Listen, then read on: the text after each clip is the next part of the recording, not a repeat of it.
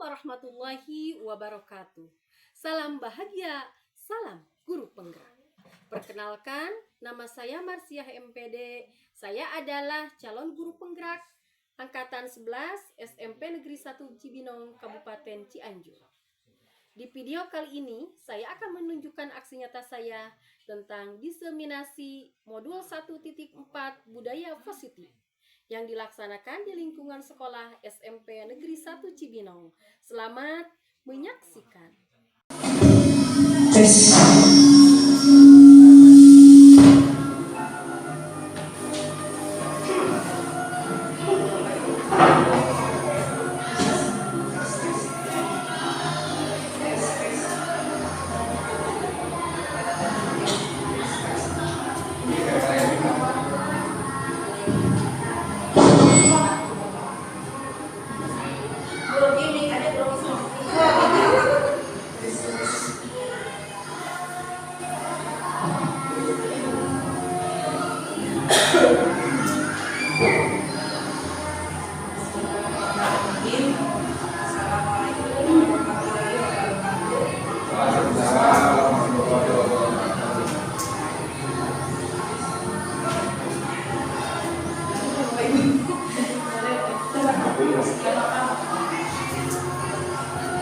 Bismillahirrahmanirrahim. Assalamualaikum warahmatullahi wabarakatuh. Pertama-tama, marilah kita panjatkan puji dan syukur kepada Allah Subhanahu wa Ta'ala bahwasanya pada hari ini kita masih bisa berkumpul dalam keadaan sehat walafiat. Salawat serta salam semoga dilimpah curahkan kepada Nabi kita Muhammad Rasulullah SAW. Perkenalkan, nama saya Eki Nurlina Widayanti SPD. Pada kesempatan kali ini saya selaku moderator pada kegiatan diseminasi modul 1.4 budaya positif yang akan nanti disampaikan oleh Ibu Menlu SPD dan Ibu Marsiah MPD. Mereka sebagai calon guru penggerak angkatan 11 di Kabupaten Cianjur. Terlebih dahulu saya sampaikan susunan acara yang akan dilaksanakan pada kegiatan kali ini, yaitu yang pertama pembukaan, yang kedua sambutan Kepala SMP Negeri 1 Cibinong, yang ketiga pembahasan inti yaitu diseminasi modul 1.4 budaya positif, yang keempat tanya jawab, yang kelima penutup. Untuk persingkat waktu, marilah kita buka acara ini dengan membacakan basmalah bersama-sama. Bismillahirrahmanirrahim. Untuk acara selanjutnya, yaitu yang kedua adalah sambutan yang akan disampaikan oleh Bapak Kepala Sekolah kita, yaitu Bapak Kadanya Bandung. Silakan. Assalamualaikum warahmatullahi wabarakatuh. Yang terhormat Bapak Guru, yang saya hormati Ibu Menlu SPD dan Ibu Marsiah MPD selaku narasumber yang akan menyampaikan diseminasi, bukan diseminasi aksi nyata modul 1.4 budaya positif. Puji syukur kehadiran Allah Subhanahu wa Ta'ala atas limpahan rahmat dan karunia-Nya sehingga kita dapat berkumpul pada hari ini dalam keadaan sehat walafiat. Pada kesempatan yang baik ini, mari kita sambut kehadiran Ibu Menlu dan Ibu Marsiah yang telah menyelesaikan studi mandiri modul 1.4 tentang budaya positif. Beliau akan berbagi pengalaman, pengetahuan yang telah diperoleh selama mengikuti program pendidikan guru penggerak angkatan keempat, ke-11 bahkan keempatnya. Seperti kita ketahui bersama, budaya positif merupakan fondasi penting dalam membangun lingkungan belajar yang kondusif, dan menyenangkan. Dengan menerapkan budaya positif, kita berharap dapat menciptakan suasana sekolah yang lebih inklusif, demokratik, dan berkarakter. Saya sangat mengapresiasi semangat belajar dan inovasi yang ditunjukkan oleh Ibu Menlu dan Ibu Marsia melalui aksi nyata yang akan Ibu sampaikan. Diharapkan dapat menginspirasi bagi kita semua untuk meningkatkan kualitas pembelajaran di sekolah kita. Saya yakin dengan kolaborasi dan kerjasama yang baik, kita dapat mewujudkan visi SMP Negeri 1 Cibinong sebagai sekolah yang unggul dan berkarakter. Untuk itu, mari kita simak paparan dari Ibu Menlu dan Ibu Marsia dengan bersama. Akhir kata, terima kasih atas perhatiannya.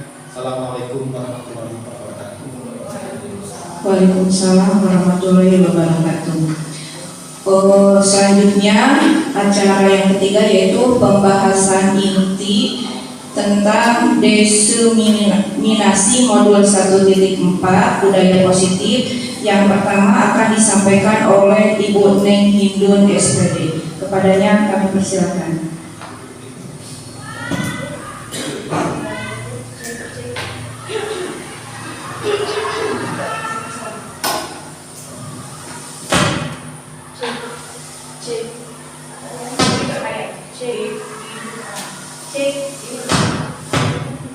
Oke. Assalamualaikum warahmatullahi wabarakatuh. Ya, Bapak Ibu, semangat pagi. Semangat pagi. Terima kasih ya Bapak Ibu. Mohon maaf kami ganggu waktunya sebentar. Mudah-mudahan bisa selesai dalam waktu 1 jam. Ya. Bismillahirrahmanirrahim. Assalamualaikum warahmatullahi wabarakatuh. Sekali lagi alhamdulillahirrahmanirrahim. Terima kasih kepada Bapak Kepala Sekolah yang telah memberikan sambutan untuk kami berdua melaksanakan diseminasi modul 1.4 budaya positif di sekolah kita tercinta ini SMP Negeri 1 Cibinong. Kami ini adalah calon guru penggerak angkatan 11 seperti yang Bapak Ibu ketahui. Mohon maaf kami berdiri di depan ini tidak bermaksud untuk menggurui siapapun, apalagi di sini ada guru-guru saya. Ya, di sini kami akan berbagi tentang materi yang telah kami dapat dari kegiatan pendidikan guru penggerak yang kami tempuh. Baik, Bapak Ibu, sebelum kita mulai ke materi ya, ke pembahasan materi, alangkah lebih baiknya biar kita semangat kita ice breaking dulu sebentar. Boleh ya Bapak Ibu berdiri?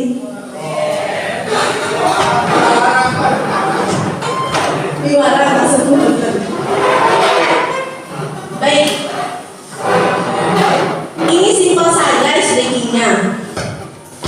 Kalau saya bilang pagi, maka Bapak Ibu tepuk tangan 1 kali. Saya bilang siang, Bapak Ibu tepuk tangan 2 kali. Saya bilang sore, Bapak Ibu tepuk tangan 3 kali. Kalau malam, tidak ada yang bersuara. Siap? Konsentrasi. Pagi. Oke, luar biasa tepuk tangan belum Bapak. 1 kali lagi pagi. Siang. Siangnya 3 kali. Oke, ingat ya Bapak Ibu, 1 pagi, 2 siang, 3 sore, malam diam. Oke. 1 salah kemana juga. Pagi, siang, sore, iya, malam. Konsentrasinya luar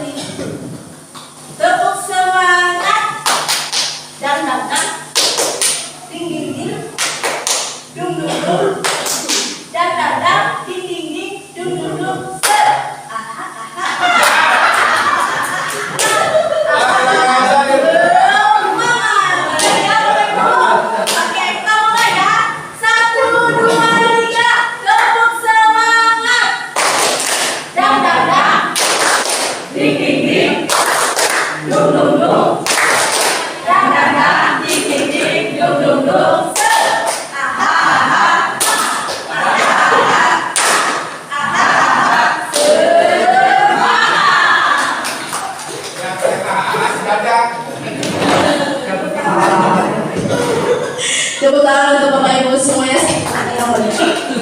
Oke, sekarang sudah semangat ya Bapak Ibu. Sama, saya juga mencairkan suasana agar tidak grogi. Oke, kita lanjut. Di sini saya akan memaparkan tentang budaya positif. Di mana budaya positif itu terdiri dari 6 materi yang dibahas. Jadi, sebagai seorang guru, tentunya kita harus memiliki kemampuan dalam mewujudkan budaya positif di sekolah. Dan budaya positif tersebut dapat dijalankan dengan menerapkan konsep-konsep seperti yang sudah ada di PowerPoint. Yang pertama ada disiplin positif, yang kedua ada motivasi perilaku manusia, ketiga keyakinan sekolah atau kelas, 4 kebutuhan dasar manusia, 5 posisi kontrol restitusi, dan yang ke-6 segitiga restitusi. Baik Bapak Ibu.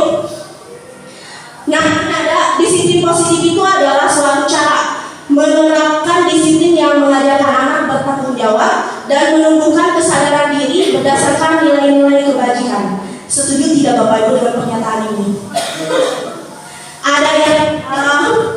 Ada yang bisa mengemukakan pendapat lain tentang disiplin positif yang bisa Bapak Ibu pahami? Siapa? Oke, ada tidak? Ibu, boleh? Pembantu? Bu Siti? Bapak? Oh gitu. Berarti ini sepakat ya bahwa disiplin positif merupakan suatu cara penerapan disiplin yang mengajarkan anak bertanggung jawab dan menumbuhkan kesadaran diri berdasarkan nilai-nilai kebajikan. Salah satu dari nilai-nilai kebajikan itu adalah menjadikan keselamatan, menjadikan kesehatan kepada para peserta didik, dan juga keamanan itu nilai-nilai kebajikan yang harus kita terapkan kepada peserta didik. Oke, selanjutnya. Nah, di sini kita mengacu pada profil pelajar Pancasila. Seperti yang sudah kita tahu, profil pelajar Pancasila itu ada 6 ya Bapak Ibu. Yang pertama beriman, bertakwa kepada Tuhan Yang Maha Esa dan berakhlak mulia. Kemudian yang kedua berkebinekaan global, yaitu dengan cara mempertahankan budaya, literatur, leluhur, lokalitas dan identitasnya dan tetap terbuka dalam berinteraksi dengan budaya lain. Kemudian yang ketiga bergotong royong, yaitu kemampuan untuk melakukan kegiatan secara bersama sama dengan sukarela agar kegiatan yang dikerjakan dapat berjalan lancar. Kemudian yang keempat ada mandiri, yaitu pelajar bertanggung jawab atas proses dan hasil belajarnya. Kemudian bernalar kritis, yaitu mampu secara objektif memproses informasi baik kualitatif maupun kuantitatif. Dan yang terakhir adalah kreatif, yaitu mampu memodifikasi dan menghasilkan. Ini semua profil pelajar Pancasila ini bisa terwujud dengan cara kita melakukan pembelajaran yang tentunya ya Bapak Ibu ya. Oke. Nah, kemudian yang kedua ada motivasi perilaku manusia. Ada 3 motivasi perilaku manusia yang harus di sini Bapak Ibu. Saya yakin Bapak Ibu juga sudah ada yang tahu, bahkan semuanya mungkin tahu. Ya, lanjut. Nah, motivasi perilaku manusia yang pertama itu adalah untuk menghindari ketidaknyamanan atau hukuman. Biasanya nih Bapak Ibu ya, kalau anak kita nih kebanyakan di sekolah kita itu tidak mau melanggar peraturan sekolah itu karena menghindari ketidaknyamanan. Betul tidak Bapak Ibu? Iya. Jadi supaya aman-aman saja, bagaimana saja ya ikuti peraturan sekolah. Gitu. Jadi rata-rata anak kita belum dari hatinya gitu ya. Tapi mudah-mudahan ke depan kita bisa menciptakan budaya positif yang memang berdasarkan pada motivasi perilaku manusia yang ketiga. Oke, yang kedua, jadi motivasi perilaku manusia yang kedua untuk mendapatkan imbalan atau penghargaan dari orang lain. Rata-rata tidak bisa dipungkiri, kita itu kalau diiringi hadiah pasti semangat ya, betul nggak? Ya, nah itu jadi itu termasuk juga motivasi perilaku manusia. Itu wajar, itu syah saja gitu ya. Karena memang 3 motivasi perilaku manusia ada 3 gitu. Nah kemudian yang selanjutnya, yang ketiga adalah untuk menjadi orang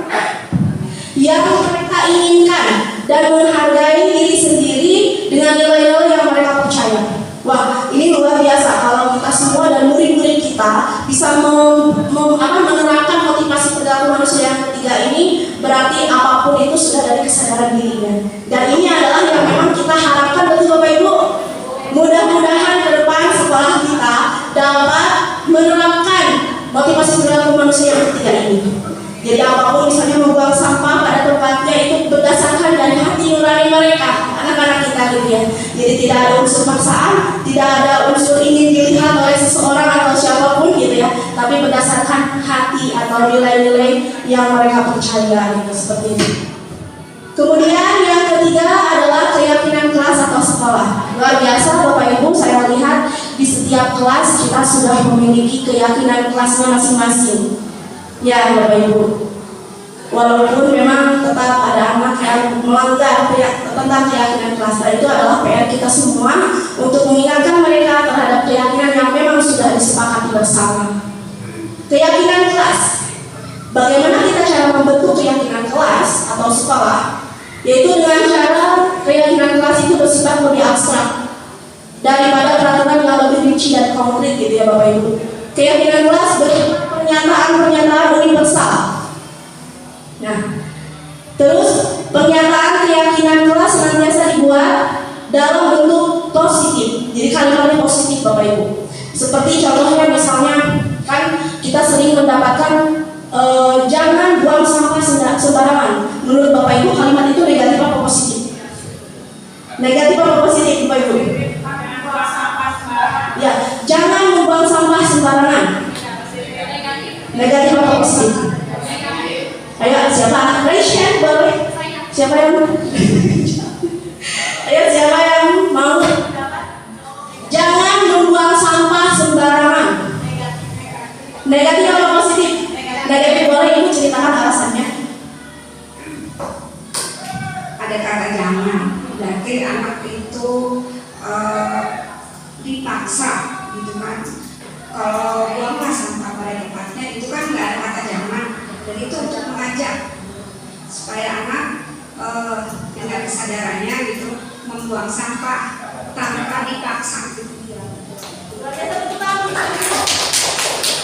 Terima kasih Ibu Siti, luar biasa ya pendapatnya. Memang betul apa yang dikatakan oleh Ibu, ya bahwa kalimat jangan buang sampah sembarangan itu merupakan kalimat negatif karena ada kata jangan yang artinya pasti itu memaksa ya Bapak Ibu ya. Sedangkan bagaimana caranya di dalam budaya positif ini kita membuat keyakinan kelas yang berdasarkan kesadaran mereka sendiri, tidak memaksa. Makanya kalimatnya diubah menjadi buanglah sampah pada tempatnya. Buanglah mantan pada temannya gitu ya. Ya begitu ya. Ya luar biasa ya, kita sudah bisa memahami ini. Kemudian yang selanjutnya, keyakinan kelas hendaknya tidak terlalu banyak sehingga mudah diingat dan dipahami oleh semua warga sekolah, warga kelas. Gitu. Jadi tidak terlalu gak usah terlalu banyak, misalnya cuma hanya 4 atau 3 atau 5. Yang penting bisa diingat dan bisa diterapkan oleh semua siswa kita. Tuh, contohnya misalnya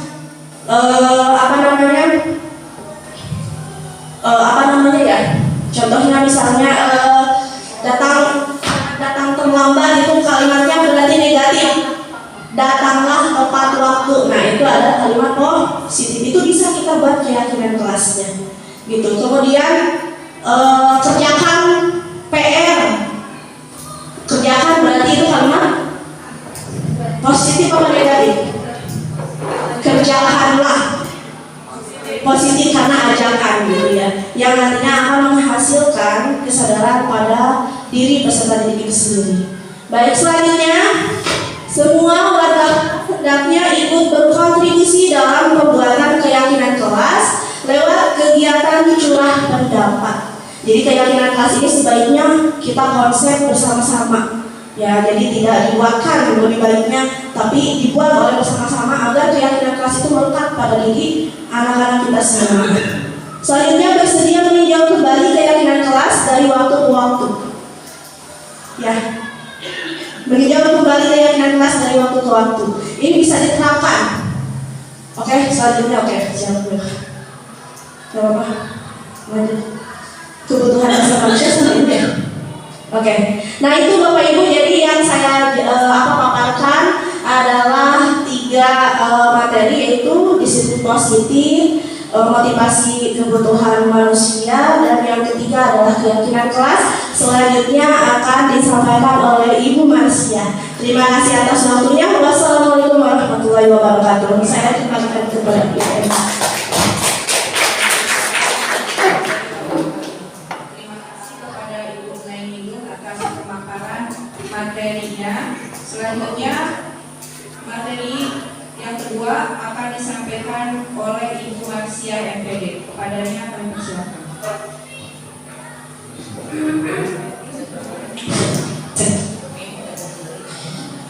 Assalamualaikum warahmatullahi wabarakatuh. Terima kasih kepada moderator. Terima kasih juga kepada Bapak Kepala Sekolah dan semua Bapak Ibu guru atas kesempatannya. Mohon maaf, saya di sini bukan ingin menggurui Bapak Ibu, tapi saya di sini hanya ingin berbagi gitu ya. Namanya ingin berdiskusi ya dari tugas saya. Sebagaimana yang telah saya pelajari dari pendidikan guru penggerak. Oke, di sini saya akan memaparkan tentang kebutuhan dasar manusia. Jadi untuk melaksanakan disiplin positif itu perlu ada dasar kebutuhan manusia. Karena mungkin saja ya Bapak Ibu mereka melanggar aturan atau tidak mengikuti nilai-nilai kebijakan yang sudah kita buat. Itu mungkin saja karena kebutuhan dasar manusianya belum terpenuhi. Ya. Kebutuhan dasar manusia diantaranya ada 5. Diantaranya itu kebutuhan bertahan hidup, yang kedua kebutuhan kasih sayang dan rasa diterima, kebutuhan kebebasan, kebutuhan penguasaan, dan kebutuhan kesenangan. Nah itu kebutuhan dasar manusia. Nah kita contohkan saja ya, karena di sekolah kita mungkin ada banyak kasus. Diantaranya kemarin yang terakhir hari apa ya Bu, yang ditemukan itu si Dempal ya. Nah seorang siswa, saya jadikan studi kasus, contohkan seorang siswa yang bernama Dempal seringkali membuat masalah. Dia suka meminta uang jajan temannya, suka memalak ya beberapa temannya. Nah perbuatan si Dempal tersebut kepada itu teh mungkin karena dia kebutuhan dasar manusianya belum terpenuhi. Mungkin di situ si Dempal merasakan kebutuhan dasar manusianya yang tadi itu yaitu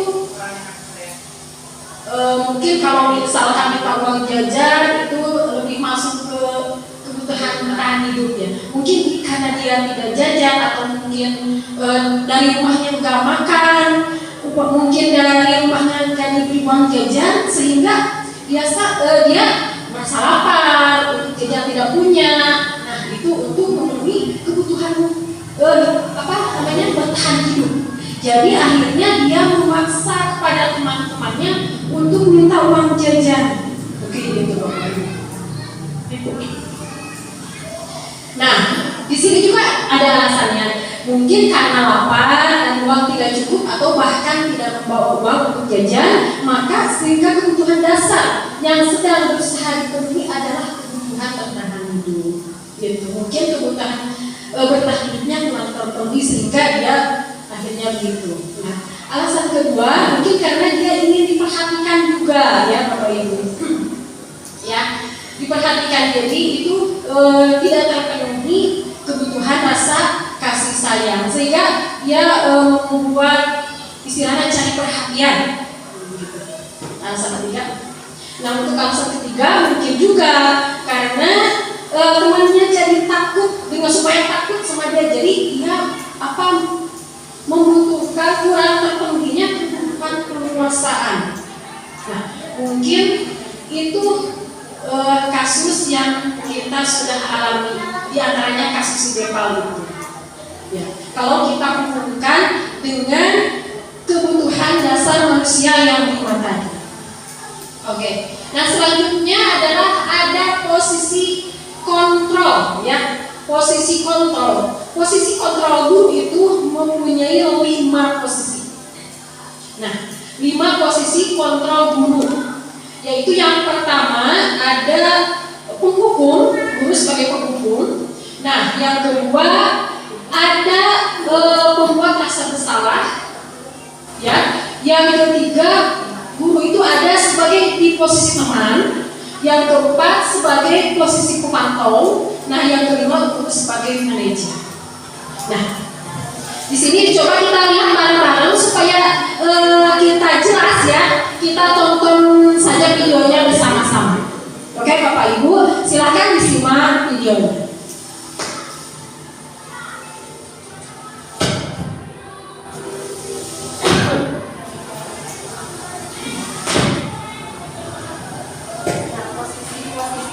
Tadi saya katakan di sini dicontohkan.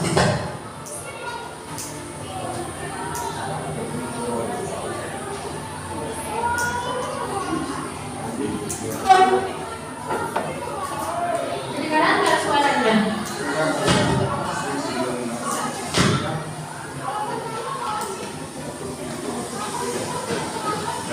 Nah, ini sebagai posisi guru sebagai penghukum.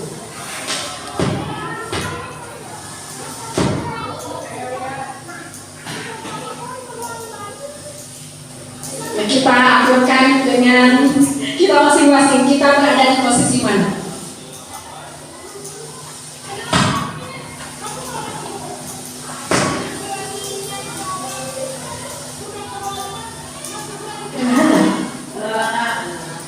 Ada tulisannya. Nggak baca tulisannya.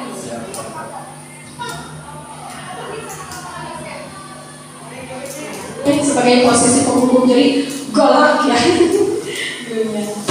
Nah, sekarang posisi membuat merasa bersalah dari si anak atau jadi merasa bersalah.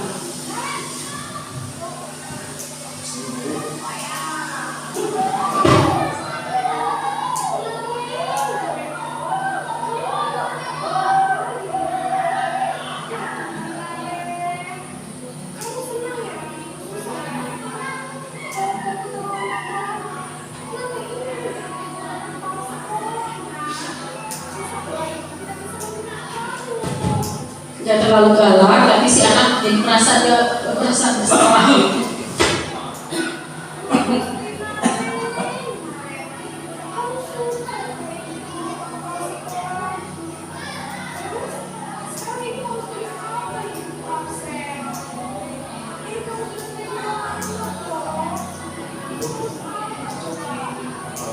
Ya, anak merasa tertekan di sini.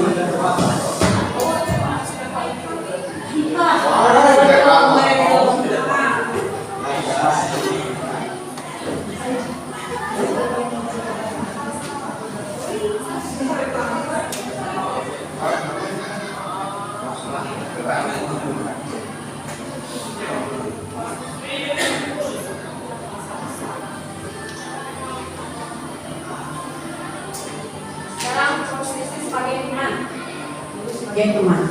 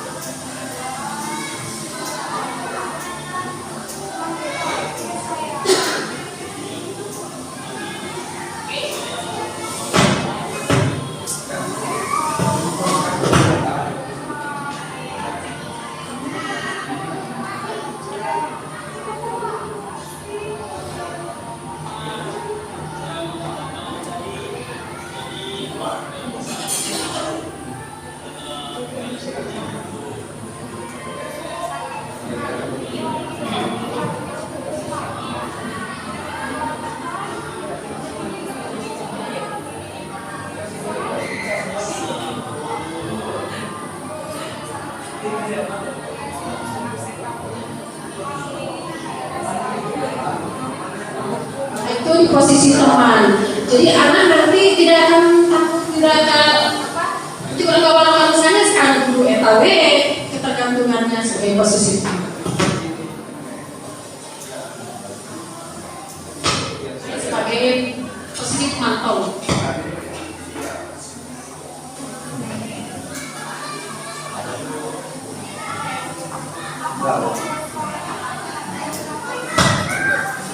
Mantau lebih ke peraturan.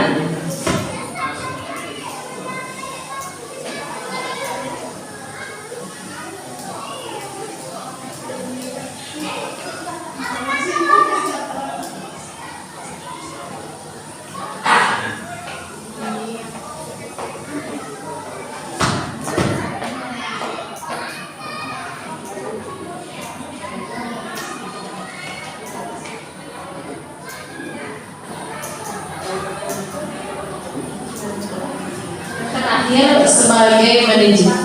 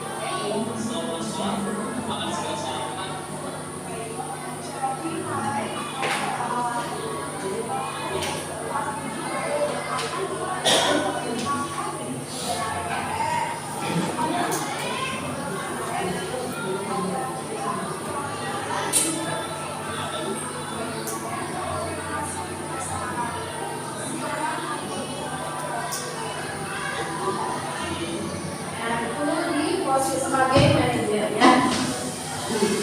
Jadi kira-kira menurut Bapak Ibu kita ada di posisi mana, itu tinggal pengakuan kita masing-masingnya. Tapi selanjutnya, nah dari posisi tadi, kelima posisi kontrol tadi ya, yang paling baik itu, yang baik kita harus berada sebagai manajer. Jadi anak itu di samping bisa bertanggung jawab, belajar bertanggung jawab, menemukan solusi dari masalahnya. Nah, jadi sebaiknya kita itu sebagai guru harus berada di posisi manajer tadi. Oke, kita lanjut ya. Nah, untuk selanjutnya adalah segitiga restitusi. Nah, apa itu restitusi? Restitusi adalah proses menciptakan kondisi murid untuk memperbaiki kesalahan mereka sehingga mereka bisa kembali pada kelompok mereka dengan karakter yang lebih kuat. Nah, itu namanya restitusi. Oke. Nah, ada pun tahapan-tahapan dari segitiga restitusi, yaitu tahapan pertama yaitu menstabilkan identitas. Nah, yang kedua validasi tindakan, dan yang ketiga menanyakan keyakinan. Nah, di sini ada gambarnya ya Bapak Ibu. Nah, di paling bawah yaitu menstabilkan identitas. Contohnya, nah setiap orang pasti pernah melakukan kesalahan. Kamu bukan satu-satunya yang pernah melakukan hal ini. Nah, jadi menstabilkan identitas. Ya. Yang kedua, validasi tindakan yang salah. Contohnya seperti, adakah cara yang lebih efektif untuk mendapatkan apa yang kamu butuhkan? Nah, ataupun kamu tentu punya alasan mengapa kamu melakukan itu. Nah, yang ketiga, menanyakan keyakinan. Contohnya seperti, kamu ingin menjadi orang yang seperti apa? Ataupun keyakinan kelas apa yang telah kita sepakati. Nah, itu di segitiga restitusi. Untuk lebih jelasnya kita mari tonton lagi videonya ya Bapak Ibu. Silahkan langsung ke video aja Bu, untuk mempersingkat waktu. Nah, ini contoh segitiga restitusi.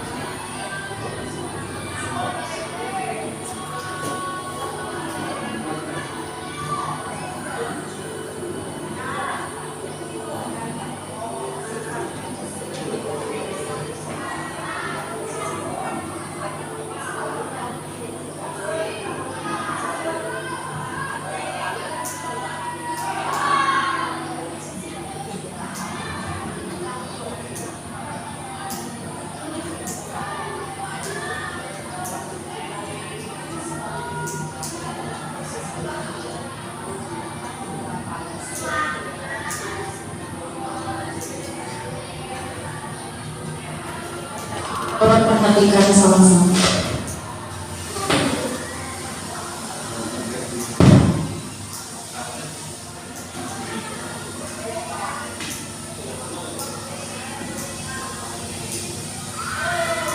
Itu menstabilkan identitasnya.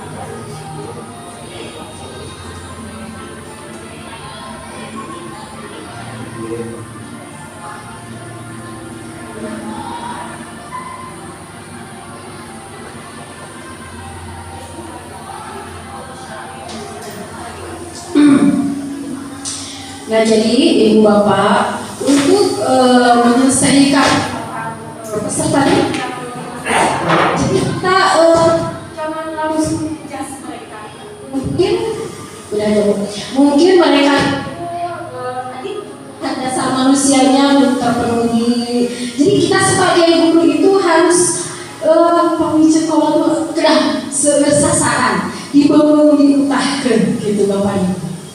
Nah, jadi untuk mencari solusi permasalahan tersebut, apalagi tadi menggunakan segitiga restitusi. Jadi anak itu serasa tidak dihukum. Jadi mereka diberi kesempatan oleh kita untuk memperbaiki kesalahan mereka, tapi itu diungkapkan dari diri mereka. Jadi jangan kita yang harus nanti kamu harus tidak. Jadi kita bikin kesepakatan kelas. Nah, kita akan kembali kepada anak tersebut. Apakah yang kamu lakukan itu termasuk kesepakatan kelas yang kita buat? Pasti mereka akan menjawab ya gitu. Jadi yang menentukan salah atau tidaknya itu anak, jangan kita, gitu ya. Itu Bapak Ibu. Mungkin disiplin positif itu seperti itu gambarannya. Jadi kita sebagai guru jangan kita lebih tahu daripada mereka. Mungkin mereka lebih pintar, kan anak-anak sekarang lebih pintar daripada kita, tapi kita belum tahu kepintaran mereka itu ada di mana ya.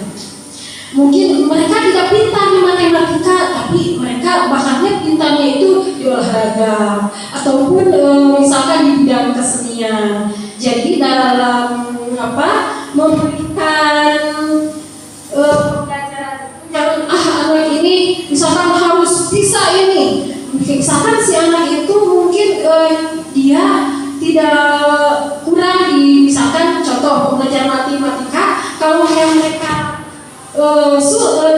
tidak suka ya, mungkin kecerdasan bukan di matematika, di olahraga, walaupun kita paksa tetap akan melakukan untuk bisanya.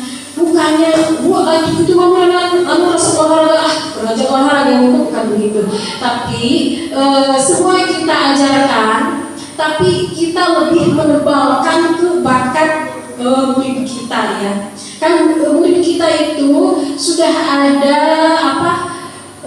bakatnya masing-masing, sudah ada garis-garisnya mereka masing-masing. Jadi kita sebagai guru tidak boleh paksa, tapi kita hanya untuk menebalkan saja, Bapak Ibu.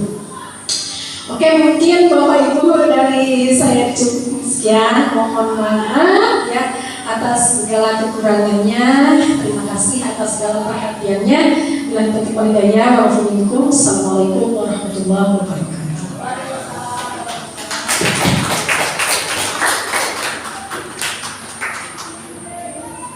Terima kasih kepada Ibu Menghilu dan Ibu Masya yang sudah memaparkan modul 1.4 tentang budaya positif. Semoga apa yang disampaikan oleh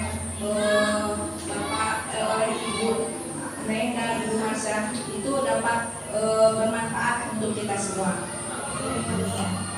Selanjutnya adalah tanya jawab. Barangkali ada dari Bapak dan Ibu yang ingin ditanyakan kepada Ibu Meng dan Ibu Masya, silakan. Udah cukup.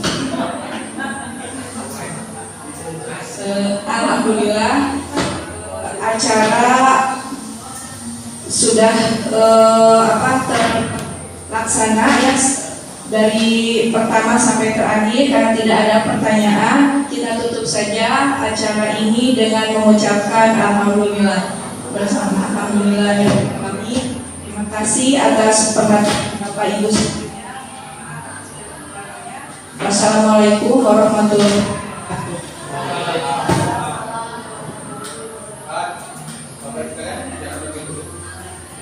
Besok kita akan ambil orang tua khusus kelas 7 anak sekolah supaya tidak keluar.